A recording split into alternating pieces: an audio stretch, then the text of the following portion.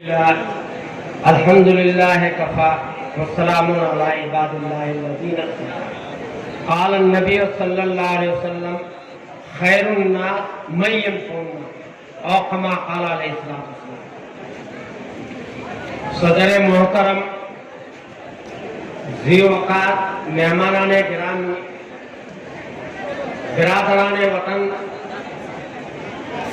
اور آپ سب آئے ہوئے معزز مہمان، آج ادارے فیض القرآن فکری باری میں پیام انسانیت کے عنوان پر کانفرنس منعقد ہوئی ہے اور ندوۃ العلماء لکھنؤ جو ہمارے ایک عظیم ادارہ ہے، وہاں کے علماء کرام تشریف لائے ہیں۔ یقیناً اس علاقے کے لیے بڑی سعادت کی بات ہے کہ آج ہمارے جلسے میں جہاں ہمارے بھائی ہیں، ہمارے برادران وطن بھی موجود ہیں اور ہمارے انتظامیہ کے ذمہ داران بھی ہیں۔ اسلام انسانیت کی فلاح اور بہبودی کے لیے آیا ہے۔ اسلام جو پیغام دیتا ہے سارے انسانیت کے لیے کہ جس سے سارے انسانیت کے اندر فائدہ پہنچے، میں صرف چند باتیں عرض کر کے واپس جاؤں گا۔ پہلی بات جو مجھے تمام انسانوں سے یہ کہنا ہے، خاص طور پر ہمارے سیمانچل اتر دناج پور کے باسیوں سے، بسنے والوں سے یہ عرض کرنا ہے کہ ہم اس انسانیت کے پیغام میں تین کام اگر اپنے ذمے میں لے لیں تو انشاءاللہ پورے علاقے میں نہیں، پوری دنیا کے اندر امن اور شانتی آ جائے گی۔ پہلی چیز، ہر مذہب کے اندر انصاف کی بات آتی ہے، عدل کا پیغام دیا جاتا ہے۔ اگر ہر آدمی کو بلکہ ہر مخلوق کو اس کا حق مل جائے، اس کے ساتھ انصاف ہو جائے، تو میں سمجھتا ہوں کہ کوئی اور معاملہ نہیں رہے گا کہ آدمی کسی اور چیز کے لیے ہاتھ بڑھائے۔ میں آپ کو بتاؤں، اس ملک کا ایک بادشاہ غیاث الدین بلبن گزرا،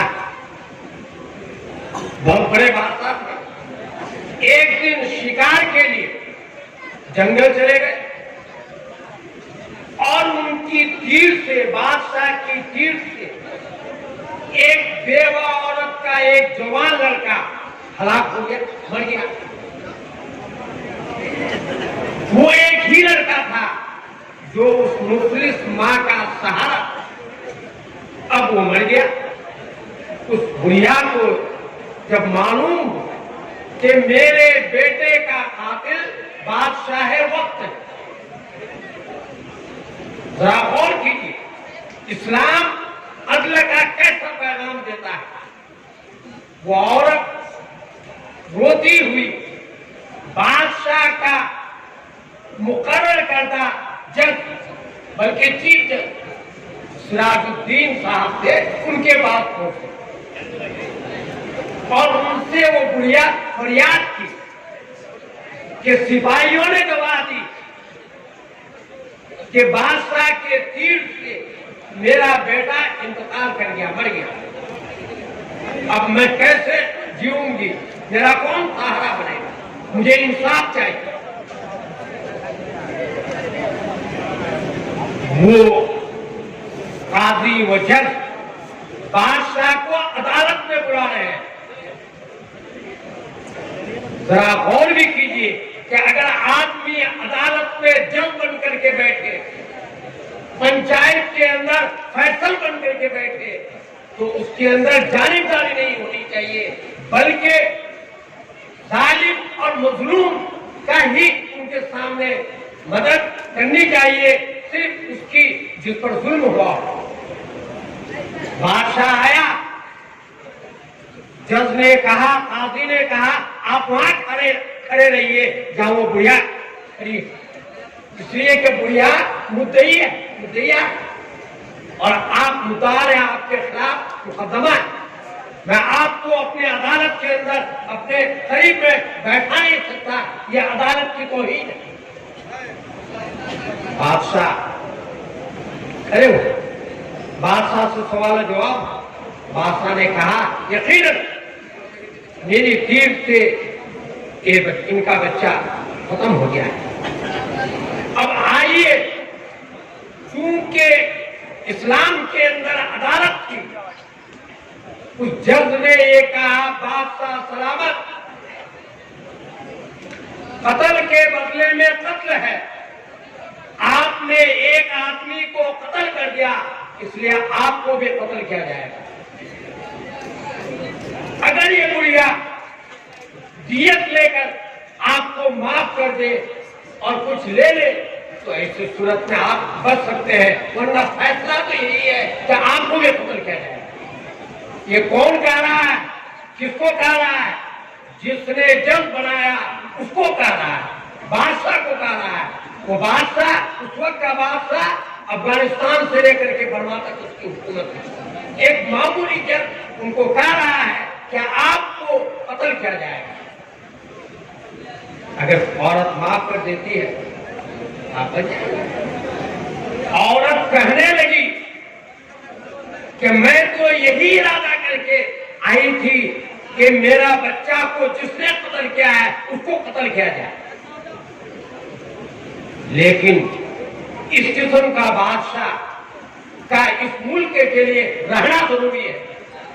رعایا کے لیے, یہاں کے بسنے والوں کے لیے ایسا بادشاہ کا ہونا ضروری ہے کہ جو بادشاہ اپنے ملازم کے سامنے کھڑے ہیں اور ملازم تخت پر بیٹھا ہوا ہے. آج غور کیجیے, اگر ہمارے پاس کوئی ہوتا ہے, ہمارے پاس کوئی طاقت ہے, ہمارے پاس کوئی جو ہے اور چیزیں ہیں, تو ہم اپنے عہدہ اور طاقت اور دولت کو استعمال کر کے مظلوم کو پھنساتے ہیں اور جیل میں بھیج دیتے ہیں اور ظالم کو بچا دیتے ہیں. اس کے بعد وہ گڑیا کرنے لگی کہ اس قسم کے بادشاہ کا رہنا ضروری ہے, اس لیے میں قصاص کو تو معاف کر دیتی ہوں اور مجھے دیت چاہیے. بادشاہ نے دیت دے دی. اس کے بعد بادشاہ نے اپنے کمر سے خنجر نکالا, تلوار.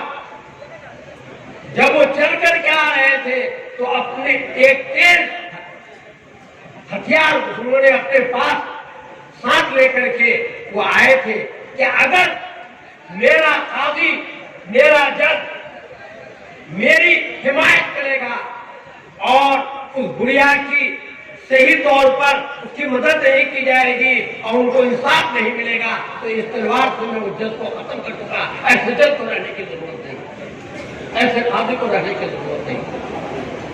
قاضی نے بھی اپنے مسرت سے کوڑا نکالا اور کوڑا نکال کر کے ایک فرمایا کہ میں بھی کوڑا ساتھ رکھا تھا کہ اگر آپ بادشاہ تھے اور میرے فیصلے پر اگر آپ عمل نہیں کرتے تو اس کوڑے کے ذریعے سے مار مار کر کے میں اپنے فیصلہ پر عمل کرواتا. میرے بھائی, آج اگر انصاف مل جائے, عدل مل جائے تو ملک کے اندر امن اور شانتی پیدا ہو جائے گی. ایک اور چیز کہ ہر مذہب کے اندر شراب حرام ہے. ابھی ہمارے مولانا صاحب کہہ رہے تھے کہ تمام برائیوں کی چیز شراب ہے.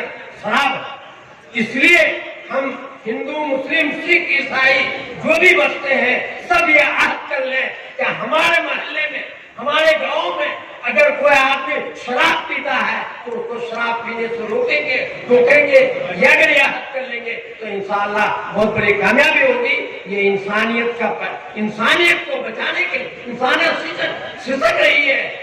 ہم نے محنت کی دنیاوی چیزوں پر تو ہم چاند پر پہنچ گئے اور انسان کو محنت کرنا چھوڑ دیا, اپنے اخلاق اور کردار کو گرا دیا تو ہم جانوروں سے بدتر ہو گئے.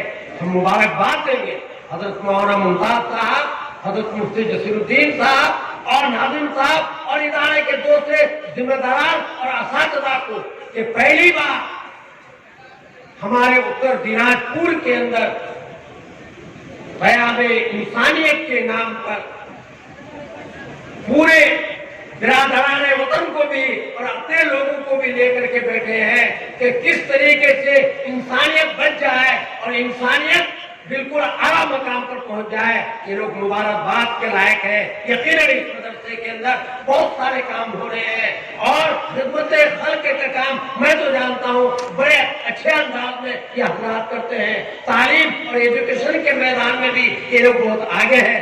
اللہ تبارک تعالیٰ اس ادارے کو نظر بد سے بچائے اور ہمارے علماء کرام جو پیغام دے رہے ہیں انسانیت کے بارے میں اس پیغام پر ہم سب مل جل کر کے عمل کرنے کی کوشش کریں. وآخر دعوانا الحمدللہ.